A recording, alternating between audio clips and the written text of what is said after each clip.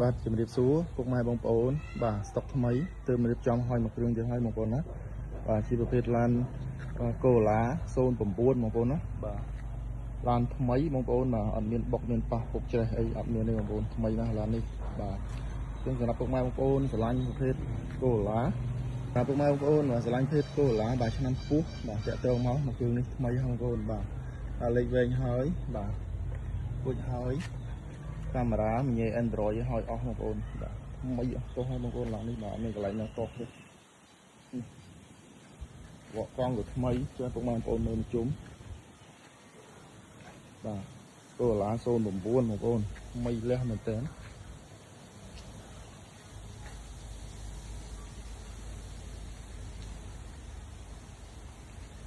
បាទពុកម៉ែបងប្អូនមានចំណាប់អារម្មណ៍បាទតាក់ទងមកថ្មីបាទអ៊ីណុកអីឲ្យមកជុំម៉ាស៊ីនគ្រឿងក្រមប្រអប់លេខបាទអែមណាស់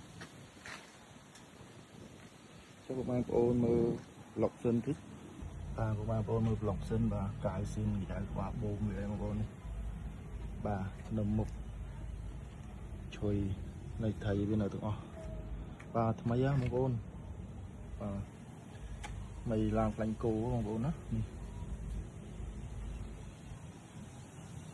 បាទថ្មីខ្លាំងបងប្អូនបងពុកម៉ែបងប្អូនយកប្រើទាស់ឲ្យបងប្អូនកូឡា09មិនខ្ចីញ៉ាញ់តែបងប្អូនមើលខាងក្នុង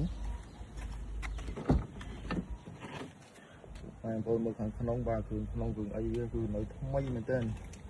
បាទសូមពូកសូមអីបាទក្នុងលីង VIP ឲ្យអស់ហើយបាទញ៉េ Android កាមេរ៉ាឲ្យអស់ហើយបងប្អូនប្រើតាបឡូបាទថ្មីអត់ទោះទេបងប្អូនស្រឡាញ់បាទរន់ឡើងឲ្យយូរបានគេបងប្អូនណារបស់កម្របងប្អូនបាទ09យូរកាត់បានមួយបងប្អូនមិនណាបងមើលបាតក្រោមនេះបាតក្រោមយូរហ្មងបងប្អូនណាមិនណា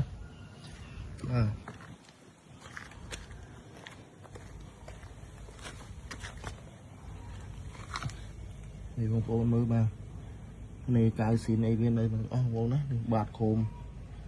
លោកកង់វាថ្មីខ្លាំងបងប្អូនបាទនេះ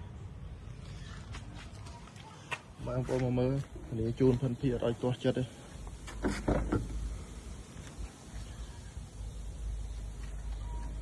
បាទថ្មីទាំងក្នុងទាំងក្រៅម៉ាស៊ីនគ្រឿងក្រមប្រអប់លេខគឺអែមទាំងអស់ពួកបងប្អូនយកទៅចាក់សាំងជីបងប្អូនឡាននេះថ្មីមែនតើបាទខាងក្នុង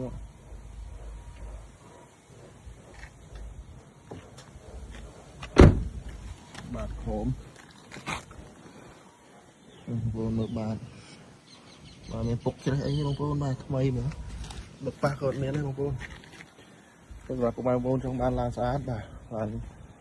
យកទៅប្រើបាទចាក់សាំងយកជីតែម្ដងឡាននេះអត់មានពិបាកតុបតែងអីទៀតទេមានមកជាប់អស់ហើយអញ្ចឹងពុកម៉ែបងប្អូនមានអារម្មណ៍តាក់ទងមកបាទសូមអរគុណ